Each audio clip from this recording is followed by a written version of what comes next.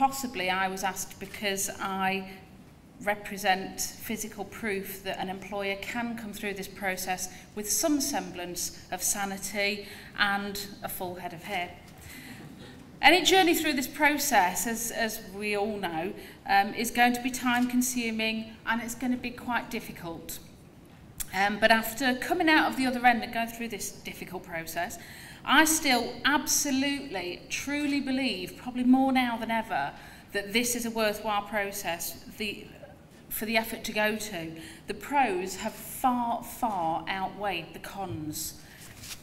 Now, my reasons for going through this were quite different to the norm for employers, I imagine. For a number of years, I've run a small private training company, along with my husband, Dean. We train incident fraud and claims investigation. So in layman's terms, we teach accident and fraud investigators how to investigate for solicitors, claims companies and insurers. Now, despite the obvious benefits of this and the importance of this type of training, this has never actually been regulated or accredited in any way, which is quite scary, really. Following the training, we have a process in place where we have a number of employers who will then provide work to these people that have gone through the training. So it is essentially what the QCF is trying to promote, its growth, its development, and it's moving people forward in bite-sized pieces. This system that we have in place has evolved over a number of years. We've been doing this for many years now, and it's really built and naturally evolved through our own growth in company reputation and respect in the industry. Now, before the introduction of the QCF, we had approached several awarding bodies with a view to developing our training into a national qualification. We'd proved year on year that the requirement for this training was there in the industry. We were privately training in excess of 300 people a year, which I appreciate isn't big in the big scheme of things with all your big awarding bodies. But we also train all the British Army master drivers to help with their investigations abroad, because funnily enough, there's not many investigators that want to go out to Iraq and Afghanistan when there's been a road traffic collision and somebody's suffered because of it or died because of it. We also have trained a good few investigators for national and international companies who look at investigation in the workplace. And this type of area, this is where we kind of specialise. Now, our ambition was not to be recognised to gain this national qualification.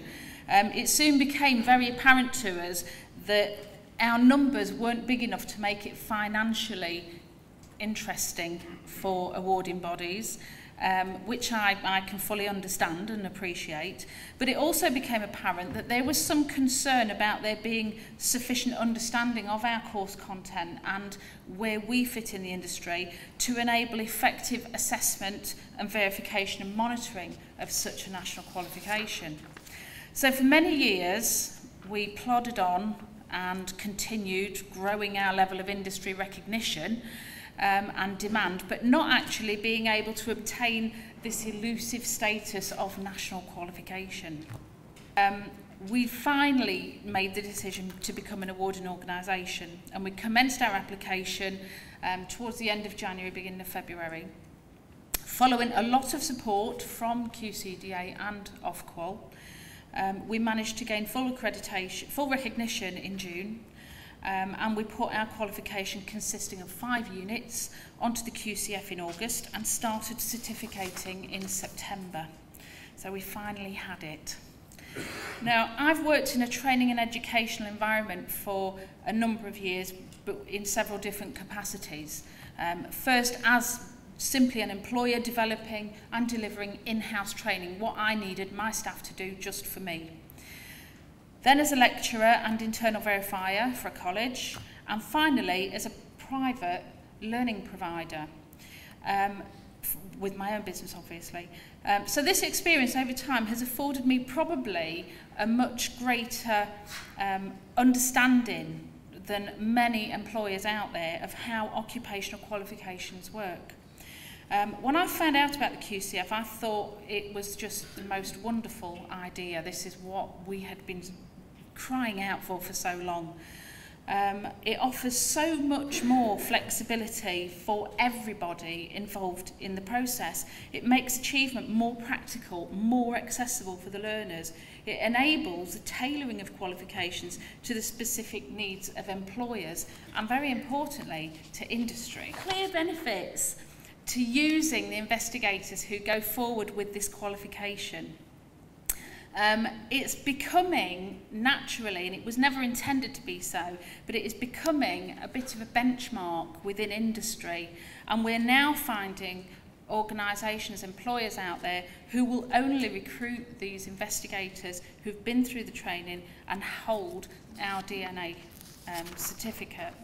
Now, when you consider this, that investigators work within the insurance industries and within legal industries, which are both heavily regulated, it seems to be common sense that some form of training and qualification for this aspect should be necessary.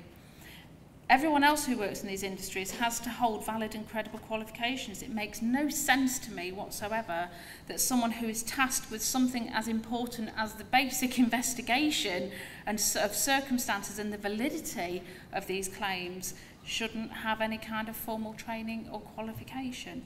Is it any wonder that fraudulence costs our industry, our economy, each year so much money, and each one of us personally niche ahead of us? A way into a specialist area that we've had, because we've had a number of companies who have approached us to develop further qualifications in several areas of civil litigation, insurance and loss adjusting. It's vital that the validity of claims can be investigated whilst not compromising a company's standards, customer service or reputation. It's a very delicate thing, and I will leave it at that. Thank you very much for listening.